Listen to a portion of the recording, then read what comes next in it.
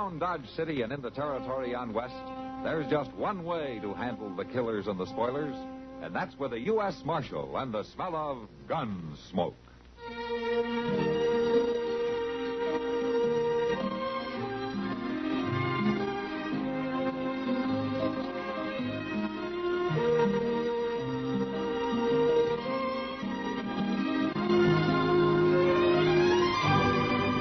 Gunsmoke, starring William Conrad. The story of the violence that moved west with young America.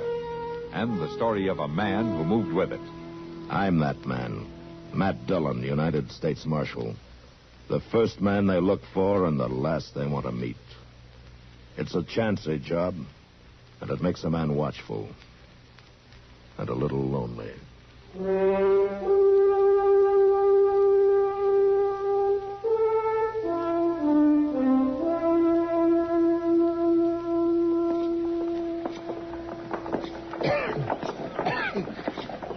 Well, Mr. Dillon, there ought to be some way to lay the dust along the plaza here. Hello, man Briscoe waters it down once a week, Chester. Sure, and there's mud up to your knees for 2 days and dust all the rest of the time. Well, I guess that's the price of civilization. What is? Dust. What's civilization got to do with dust? Well, Dodge is growing, Chester. More people coming west all the time. Yeah. Maybe we ought to move on west ourselves. Oh, where to? Oh, I don't know. Colorado Territory, maybe. Hey, looky there. What? Oh, that sign there in the empty store there. Laughing gas show tonight. See no meanon. Huh? That's phenomenon, Chester. Oh, well, Stafford's Laughing Gas Show. Amazing, hilarious admission, 25 cents. Well, it looks like Dodge is getting some entertainment. You see, I told you it was getting civilized. My, if I could get me the loan of 25 cents, I sure would be there tonight. Yeah, and you'd probably enjoy it, too. Well, there ain't nothing wrong with them shows. No. 25 cents, well, that ain't a whole lot of money. No, you're right. I didn't. And I could pay back whoever loaned it come Saturday. Sure. Sure seems a pity to miss that show. Oh, all right, Chester. Here's your money. 25 cents a quarter. I wasn't hinting or nothing like that. Well, thank you, Mr. Dillon. Thank you.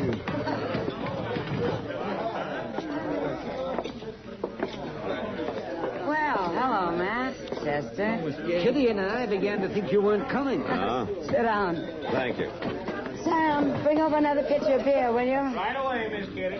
It's nice to know the law's on its appointed rounds, even if it means friends are kept waiting. Now, is Doc mad because he had to buy the first pitcher of beer? He's told Sam to put it on your bill. You know, I believe it. Here you are, Miss Kitty. Thanks, Sam. Say, Doc, you know what we just seen down the street? Yeah. A circus? No. A sign saying there's going to be a laughing gas show here tonight. It's the same thing. Now, Doc, there's nothing wrong with a laughing gas show. A bunch of darn fools getting up and showing off in front of a bunch of darn fools. I ain't never been to one. I met Mr. and Mrs. Stafford earlier today. They're the people that put the show on. Yeah, they seem real nice. There's no reason why they shouldn't be. Mrs. Stafford's a pretty little thing. Hey, see, Doc? Oh, pretty or not. I don't want to talk about it. What is it that bothers you, Doc? Have you ever been to a laughing gas show? No? Did you ever take gas yourself? Why, did you? Yes, in medical school. It's nitrous oxide, an anesthetic, and it's also an intoxicant. Well, Miss Kitty, you going to be at the show? I don't think so, Chester. How about you, Mr. Dillon? I guess I might as well, Chester. You'll make life miserable for me if I don't. Good. I just can't hardly wait.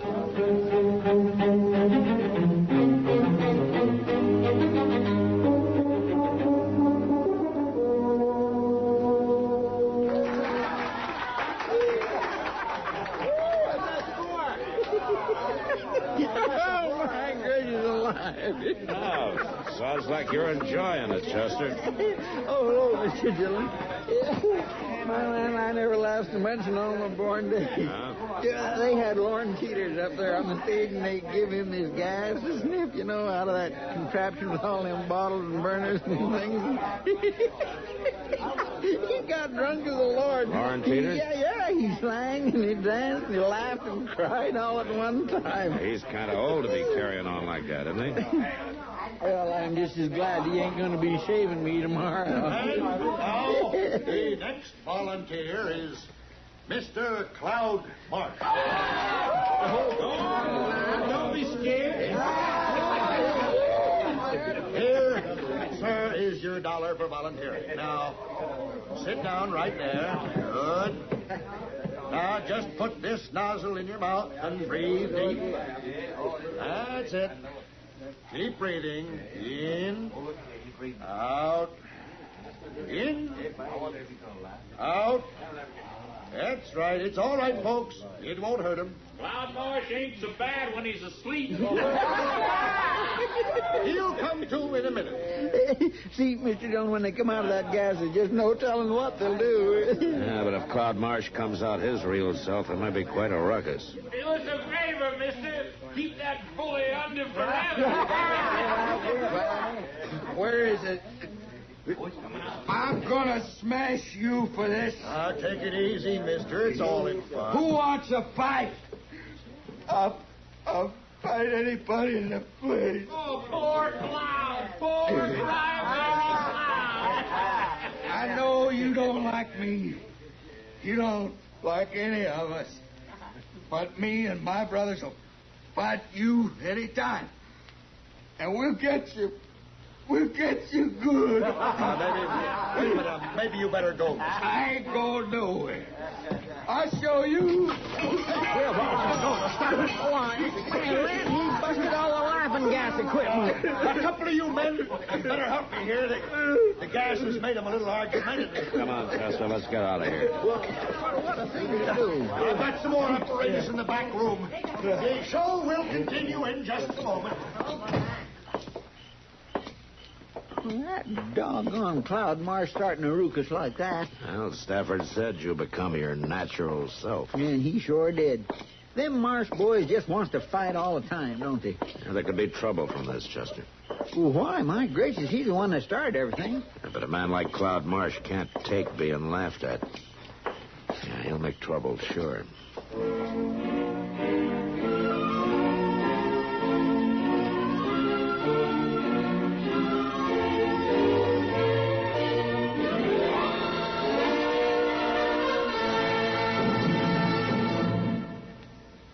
One. See, what comes after one? Two. 1, 2, 1, 2, 1, 2. Hi. You know who this is? This is old Fulbert. And I got a simple exercise for them what simply cannot keep in shape, you know. It is called the toe toucher. Here's what you do. You stand with your feet at shoulder width.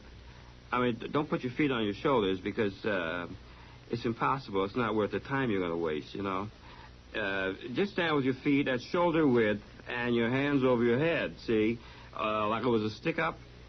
Now, keep your knees straight and bend down and touch your left toe with your right hand.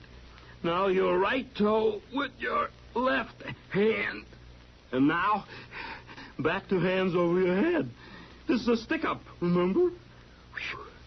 Well, that's all there is to it. Of course, I don't care if I never do it again. Some of you guys may have a little trouble with this exercise, especially you individuals who cannot see your toes when you look down. But a few weeks of exercises like this, and one called pushing yourself away from the groaning board, or the table, as the plebeian folks say. And you'll not only see your toes, you may even see your knees. And they're kind of pretty, ain't they? All it takes is, 15 minutes a day. So don't wait, unwait. Get the slogan? I want to tell you something, boy. Madison Avenue lost a great mind when I went in the Army. So get your service pamphlet on physical fitness today. Move it. 1, 2, 1, 2, 1, 2, 1, 2.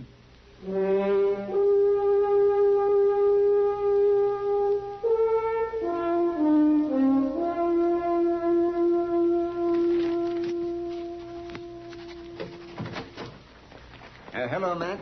Yeah? Oh, morning, Doc. There's some coffee on the stove. Help yourself. Yeah, thank you. And how was the show last night? Well, I got there late, so I didn't see it all, but Chester said I was fine. I suppose Chester got up on the stage and made a fool of himself. Well, he probably would have, but he didn't get the chance. Cloud Marsh took some of the gas and wanted to fight everybody in the place. Then he started crying and busted up all the equipment. It's a good thing those ornery brothers of his were down at the Long Branch instead of at the show. They'd have busted up the whole store. Yeah. You know, Matt, nitrous oxide's a dangerous thing to mess with. Too much can be fatal. I remember this boy at medical school who took this... Hey, Doc. Doc, I've been looking all over for you. Yeah? What's the matter, Chester? It's Mr. Stafford. He's been hurt bad. What? How? Well, Miss Stafford didn't say. Just that he got beat up and she needs Doc down at the store right quick. Take me a minute to run up and get my bag, and I'll meet you out in front. All right, Doc. Where'd it happen, Chester? When? Oh, I don't know, but it couldn't have been too long ago. Miss Stafford said her husband was out back of the store with a wagon, and she heard a ruckus and run out, and she seen all three of them running off. All three who? Cloud Marsh and them two brothers of his. He just ought to be tarred and feathered, Mr. Dillon. All of them should. Yeah. What in the world was they after beating Mr. Stafford near to death? Well, I told you last night that some men can't stand being laughed at. Come on, Matt. Let's go. Chester, you better come along, too.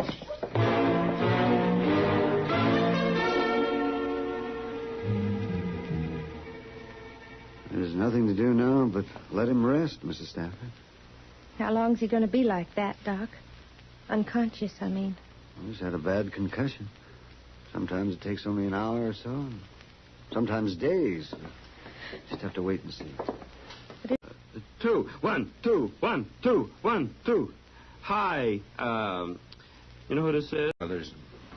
Earl and me don't want no trouble, Marshal. Yeah, but they almost killed your husband. We sign a complaint now, and the Marshes would really come after us. Earl wasn't always a man to run from trouble. What? I know who Earl really is, Miss Stafford. I've known ever since you first came to town. But how? He's Ernie Stubblefield, isn't he? That's all behind us, Marshal. He's forgot about being Ernie Stubblefield. Matt, what's this all about? Well, Earl Stafford's real name is Stubblefield, Doc. He had quite a reputation up on the Red River. 4 killings. And he did some time for the last one. Marshal, after Earl got out of prison, he come to me in Missouri. He was sick with himself. Sick with all the fighting and killing. He pleaded with me to marry him so we could start over. And when I found out he really meant it, we got married. As Mr. and Mrs. Stafford, huh? As long as he was Ernie Stubblefield, there'd be no peace. Uh-huh. Does he still have his gun? He keeps it in the trunk, but he's changed. He'd never use it. Not no more. I see. No, you don't. If he ever used that gun to kill another man, even in self-defense, the whole terrible business would start all over again. So he ain't going to use it. Never. Sure. Well, I take it you're not going to sign a complaint then, huh? Marshal, I ain't going to sign nothing. All right, ma'am. But I'm still going to throw Cloud Marsh in jail until you leave town.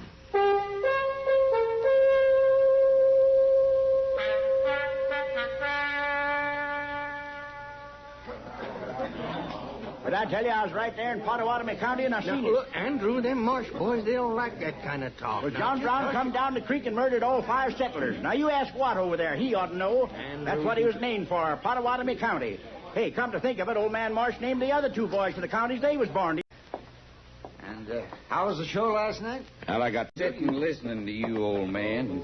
You sure feel your liquor, don't you? Well, I didn't mean nothing against you and your brothers, Cloud. No, you didn't mean nothing, but you do like to drink, don't you? Well, just 1 or 2 to get started in the morning. I don't figure 1 or 2's enough for old man. So I'll just give you this whole bottle. Hold him, Watt. Oh, no, you can't. Get his arm. Stop it now, Cloud. I'll pour enough Let go liquor of down me. his gullet that he'll... All right, hold it. We ain't doing nothing, Marshal. Just giving old Andrew his morning bottle. Let go of him. Okay. You're coming with me, Cloud. Where? Jail. Well, what for? Disturbing the peace, breaking up the show last night.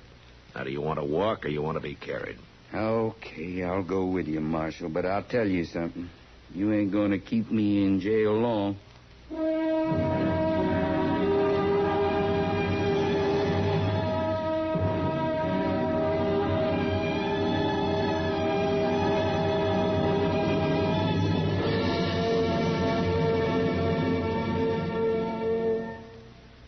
Myron J. Bennett again with another little-known item of American military history. The general wished he had said it, and the reporters gave him credit in the headlines. But it was somebody else who made the greatest ad lib of the First World War. Lafayette, we are here. It happened when the first American expeditionary forces reached Paris, and the French asked General John J. Blackjack Pershing to deliver an address commemorating the event at the tomb of the military hero Lafayette. Pershing, however, designated Colonel Charles Stanton to handle the oratory, and the colonel duly delivered and concluded his speech. We pledge our hearts and our honor in carrying this war to successful issue. Then, remembering the Frenchman's great help and friendship for America in Revolutionary days, he saluted the tomb and called out, Lafayette, we are here. General Pershing was persuaded to speak briefly after that, and somehow the newspaper men put the famous line into his remarks. But the general himself later wrote, I have often wished it could have been mine. But those words were spoken by Colonel Stanton, and to him must go the credit. Incidentally, Lafayette is buried in American soil that he brought back to France after the Revolutionary War.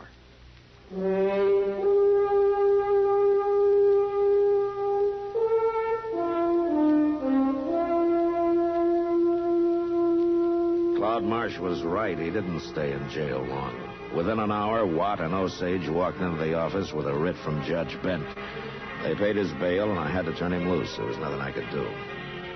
I had hoped to hold him in jail till the Staffords got out of town, but since I couldn't, I told Chester to keep an eye on him. Well, nothing happened all that day, and that evening I was sitting over coffee with Doc and Kitty at Delmonico. Well, nothing like a good dinner to cheer you up. Even if it is a little greasy.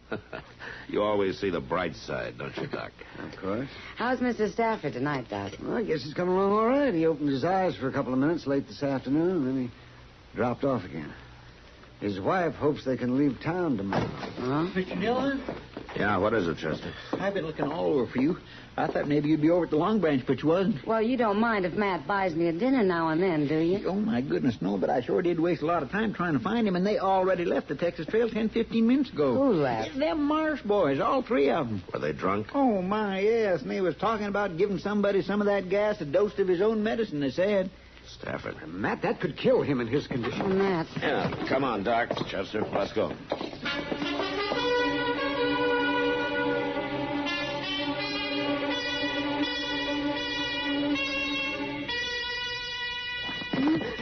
Yesterday, I put on a show for you. Now you're going to put on a show for us, Mrs. Stafford. Oh, please.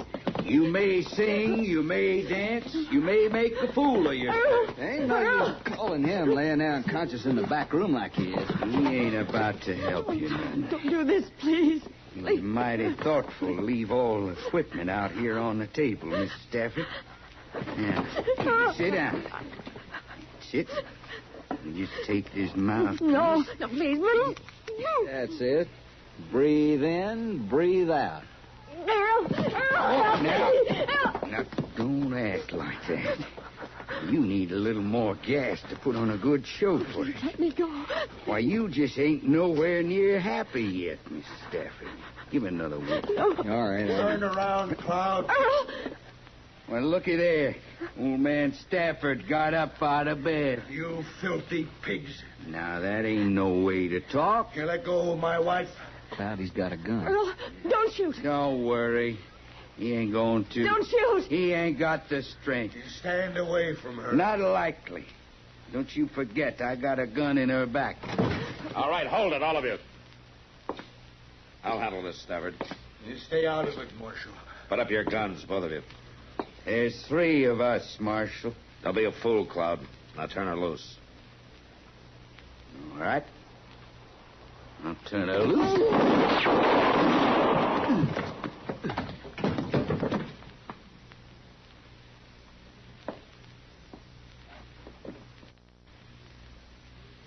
He's dead, man. Cloud's dead. Earl, you killed him. No, he didn't, Miss Stafford. It was my bullet that got him. Is that true? You shot him? Yeah, that's true. Your aim was off, Stafford. Afraid of hitting your wife, I guess. Thank heaven. All right, you two. Watt, Osage. You find your horses and you get out of town. Now, you keep on riding. Yeah.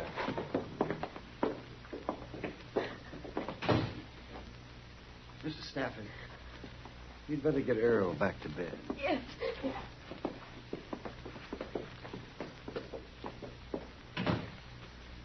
My, Mr. Dillon, did you see the look on Miss Stafford's face when she found out Earl missed Cloud, that he didn't kill him? I'd admire to have a picture of that. Yeah. That was a nice thing you did, Matt. What thing? What do you mean, Doc? Chester, Matt's bullet hit Cloud Marsh in the hand. The shot that killed him came from the other direction. You were aiming for his gun hand, Matt, and you know it. It was Earl Stafford that killed Cloud Marsh. Well, I'll be doggone. Yes, sir. It's a mighty nice thing you did. For both of them.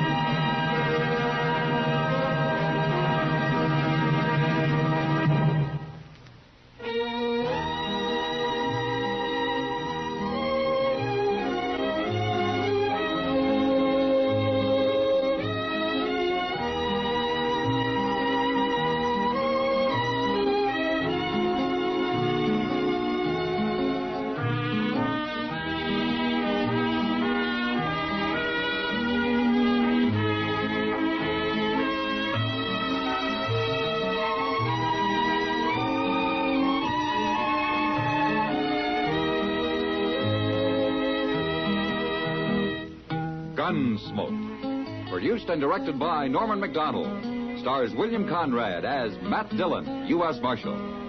Featured in the cast were Parley Baer as Chester, Howard McNear as Doc, and Georgia Ellis as Kitty. George Walsh speaking. Join us again next week for another specially transcribed story on Gunsmoke. This is the United States Armed Forces Radio and Television Service.